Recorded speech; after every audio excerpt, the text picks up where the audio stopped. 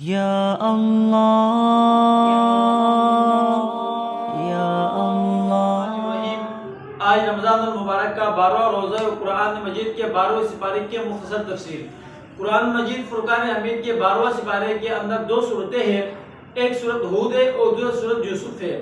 سورت ہود کے اندر سورت ہود کے بارے میں آپ صلی اللہ علیہ وسلم نے فرمایا کہ سورت ہود اور اس جیسی مضمون والی صورتوں نے مجھے بوڑھا کر دیا ہے۔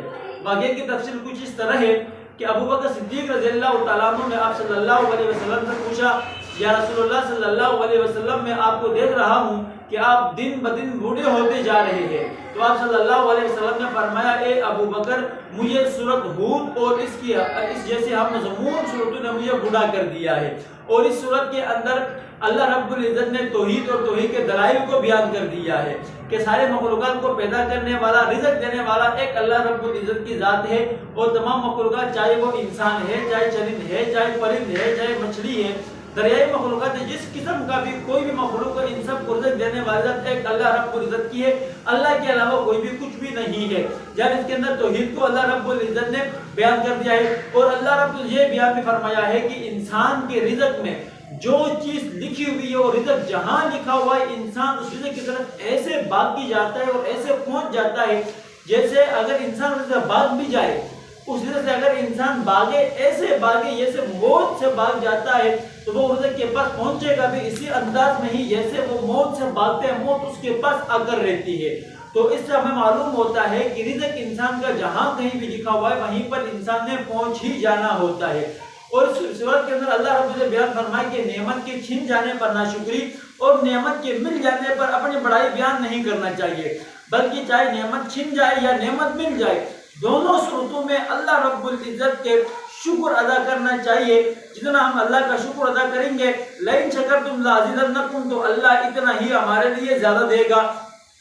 اور اس بارے کے اندر ایک اصول بیان ہوا ہے کہ اصول دینی لحاظ سے اپنے سے اوپر دیکھنا چاہیے، یعنی اصول کو دینی لحاظ سے اپنے سے اوپر دیکھنا چاہیے اور دنیاوی لحاظ سے اصول کو اپنے سے نیچے دیکھنا چاہیے۔ اور اللہ رب نے بیان فرمایا کہ ریاکاری کے صورت میں یہ چیز دیا کہ اس کا کسی قسم کا کوئی فائدہ نہیں ہے، یعنی دکھلاوے کے لیے کسی آدمی نے اللہ کے راستے میں مال دیا ہو، مال خرچ کیا ہو، تو اس مال کا کسی قسم کا کوئی بھی فائدہ نہیں ہے۔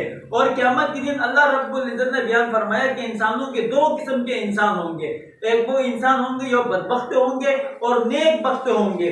بدبخت وہ لوگ ہوں گے جنہوں نے دنیا کے اندر برائیاں کیا، جنہوں نے دنیا کے اندر اللہ کی نافرمانی کی، اللہ کے پیر حبیب کی نافرمانی کی، وہ بدبخت ہوں گے اور ان کا ٹھکانہ جہنم ہوگا۔ اور وہ لوگ نیک بخت ہوں گے جنہوں نے دنیا کے اندر اللہ کی فرمانبرداری کی، اللہ کے نبی کی اطاعت کی، اللہ اور اس کے نبی کا کہنا مانا، وہ نیک بخت لوگ ہوں گے اور ان کا ٹھکانہ کیا ہوگا؟ جنت ہوگا، وہ جنت کے اندر جائیں گے۔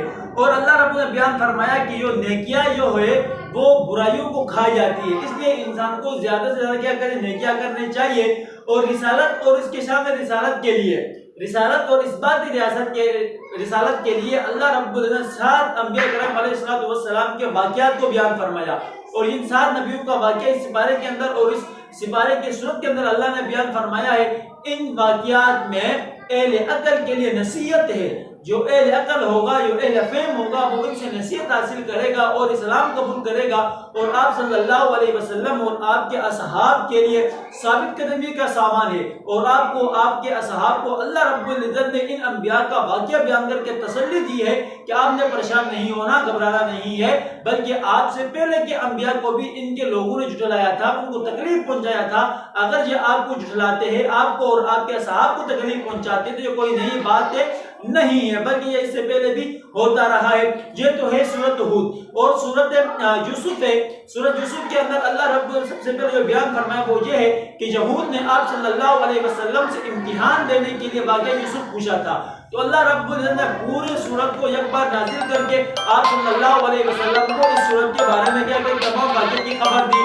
اور تمام انبیاء کی جو واقعات ہیں وہ الگ الگ ہیں، کسی بھی نبی کا واقعہ کسی طرح ایک سورت کے اندر ایک جگہ مکمل بیان نہیں ہے، سوائے حضرت یوسف علیہ السلام کے، اس کے اندر بیان ہے۔ اور آپ صلی اللہ علیہ وسلم کی جو مشابہت ہے وہ حضرت یوسف علیہ السلام سے بہت زیادہ ہے، اس لیے کہ حضرت یوسف کو اس کے بھائیوں نے دھوکہ دیا تو آپ صلی اللہ علیہ وسلم کو بھی اہل قریش ان کے آپ کے عزیزوں نے دھوکہ دیا.